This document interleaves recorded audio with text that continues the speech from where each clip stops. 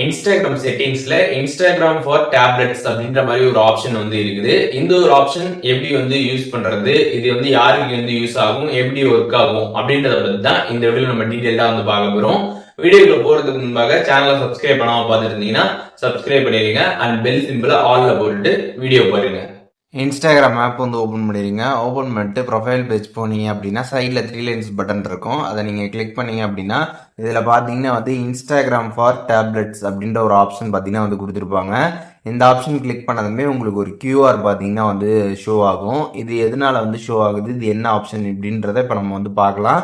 இப்போ நீங்கள் வந்து டேப் வந்து வச்சுருக்கீங்க அப்படின்னா இப்போது இந்த QR நீங்கள் வந்து உங்களோட டேப்லேருந்து நீங்கள் வந்து ஸ்கேன் பண்ணுறது மூலியமாக இன்ஸ்டாகிராம் ஆப்பை நீங்கள் வந்து ப்ளே ஸ்டோர்லேருந்து டவுன்லோட் பண்ணி உங்களோட இன்ஸ்டாகிராம் அக்கௌண்ட்டை நீங்கள் வந்து லாகின் பண்ணி யூஸ் பண்ண முடியும் உங்களோட டேப்பில். ஸோ அதற்காக தான் பார்த்தீங்கன்னா இந்த QR பார்த்தீங்கன்னா வந்து கொடுத்துருக்குறாங்க நம்மளோட செட்டிங்ஸில். நீங்கள் ப்ளே ஸ்டோரில் போய்ட்டு உங்களோட இன்ஸ்டாகிராம் ஆப்பை நீங்கள் வந்து அப்டேட் பண்ணிவிட்டு செக் பண்ணீங்க அப்படின்னா செட்டிங்ஸில் பார்த்தீங்கன்னா வந்து இன்ஸ்டாகிராம் ஃபார் டேப்லெட்ஸ் அப்படின்ற மாதிரி உங்களுக்கு வந்து ஷோ ஆகும்.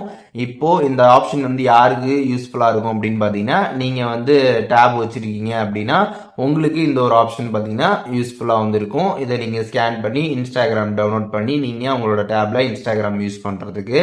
ஸோ அதற்கு தான் இந்த ஒரு ஆப்ஷனு. ஸோ இப்போது இந்த ஒரு ஆப்ஷனை பற்றி கம்ப்ளீட் டீட்டெயில்ஸ் நீங்கள் வந்து தெரிஞ்சிருப்பீங்க. அண்ட் மெயினான விஷயம் இந்த QR நீங்கள் வந்து கிளிக் பண்ணுறப்ப பார்த்தீங்கன்னா வந்து அதை நீங்கள் டேரெக்டாக உங்களோட கேலரியில் கூட சேவ் பண்ணிக்கலாம். கீழே பார்த்தீங்கன்னா சேவ் ஆப்ஷன் இருக்கும்.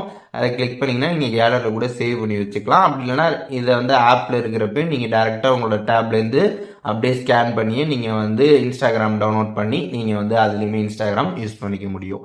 ஸோ இப்போது இந்த ஆப்ஷன் வந்து எதுக்காக யூஸ் ஆகுது, யாருக்கு யூஸ் ஆகும் அப்படின்ற டீட்டெயில்ஸ் தெரிஞ்சிருப்பீங்க.